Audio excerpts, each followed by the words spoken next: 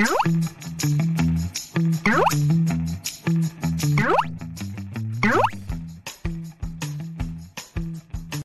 mga katek!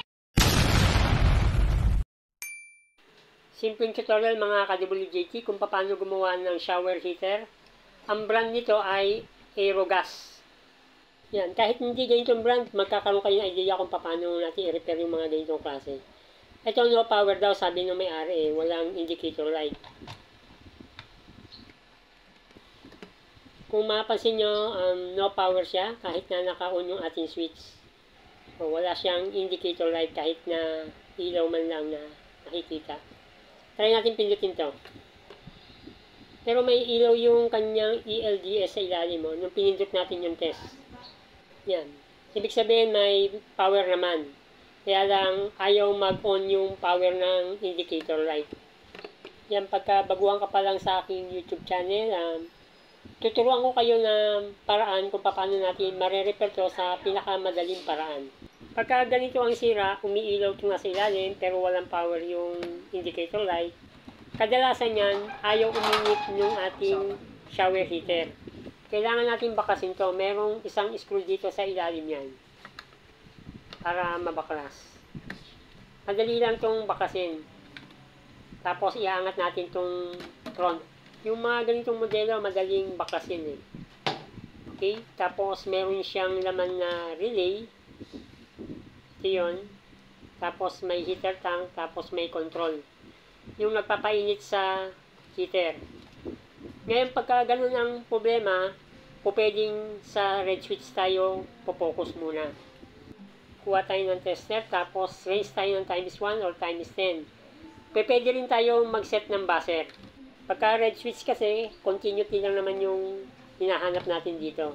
Ang pinaka-importante dito, pagka nag-check tayo ng red switch, hindi mag-on ang red switch natin kung walang tubig. Gagamit tayo ng speaker.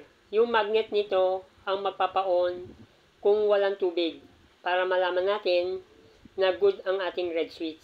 Pagka kasi dumalo yung tubig dito, may magnet yan sa loob na magkocontrol dito sa red switch. Yun yung mag-on dito sa red switch natin.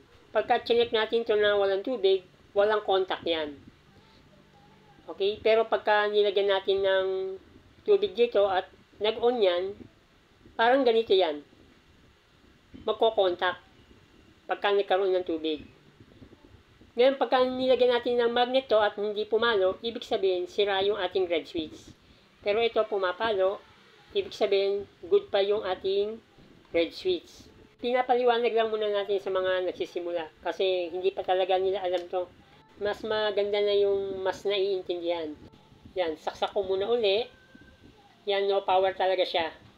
Walang indicator light kahit na naka-on. Pagka ganito ang sira, pagka in-on natin yan, umiilaw naman yung nasa ilalim. Pagka tinapat natin itong magnet, dapat iilaw yung kanyang indicator light na red. Pero wala yun. Talagang may problema yung unit natin.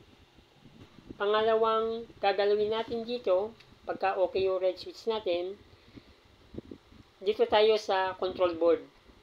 Kailangan lang natin na kalasin muna yung mga screw dito para makita natin kung saan siya may problema.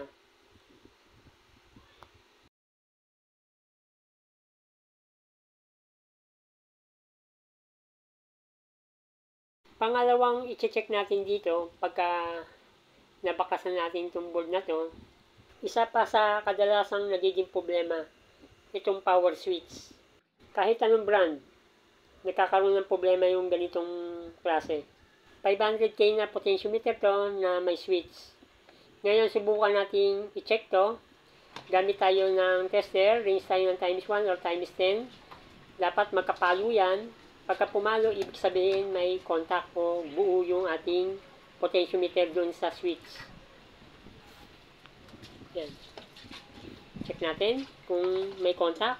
Kailangan po naka-on yung ating volume control. Tapos, i-connect natin din sa mismong switch ng potentiometer o volume switch. Yan. Dapat may palo. Pero ito, wala. Ibig sabihin may problema yung volume switch natin. Okay, dito po natin tinest prod po yon. Kahit na magkabaliktaran yung test prod natin. Dito, tsaka dito po. Naka-series po yan dun sa red switch. Okay, para mas maintindihan.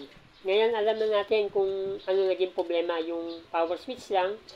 Ngayon, subukan natin kalasin to. Ngayon, malalaman natin kung pwede pa i-repair yung power switch o hindi na.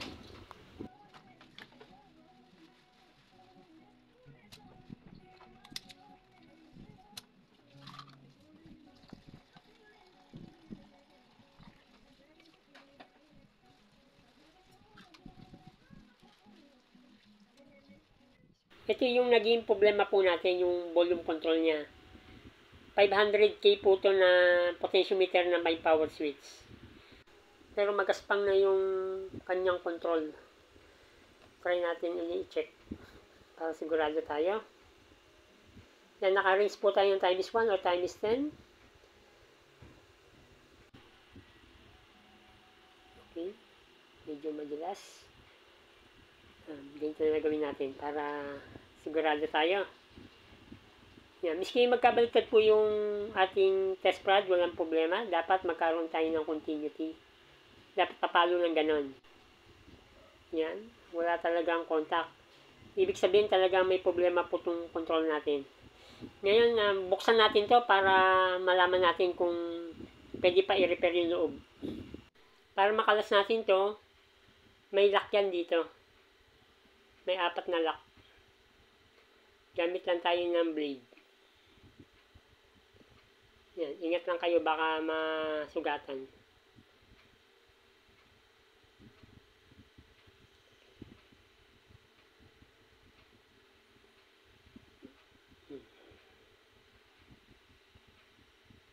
Pag naangat natin yan, makakalas na natin to. Yan. Pero hugot na yun. Pagka ganitong klase, hindi na natin mare-repair.